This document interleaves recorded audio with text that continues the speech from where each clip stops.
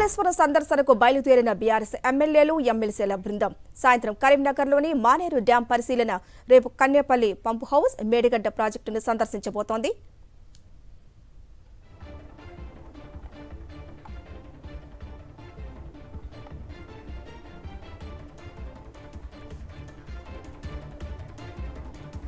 మనం చూస్తూ ఉన్నాం, కాళేశ్వరం సందర్శనకు బయలుదేరారు బీఆర్ఎస్ ఎమ్మెల్యేలు ఎమ్మెల్సీల బృందం. సాయంత్రం కరీంనగర్లోని మానేరు డ్యాం పరిశీలించబోతున్నారు.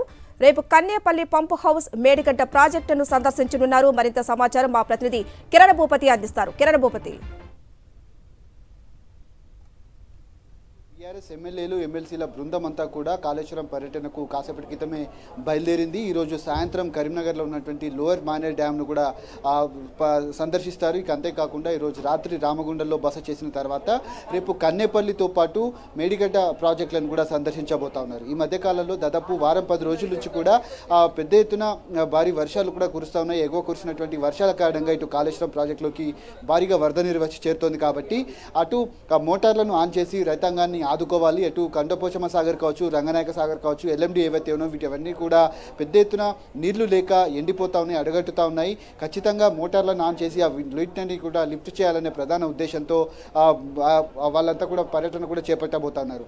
గత కొంతకాలంగా కూడా, ఎందుకంటే గత అసెంబ్లీ ఎన్నికల ముందు కూడా పూర్తి స్థాయిలో కాళేశ్వరం ప్రాజెక్టు కొట్టుకుపోయింది, 1,00,000 కోట్ల ప్రజాధనం వృధా అయిందంటూ కూడా కాంగ్రెస్ ప్రభుత్వం కావచ్చు, పార్టీ కావచ్చు పెద్ద ఎత్తున విమర్శలు చేసినటువంటి నేపథ్యంలో వాటన్నింటినీ కూడా పటాపంచలు చేసే విధంగా వారి పర్యటన కూడా ఉండబోతోంది.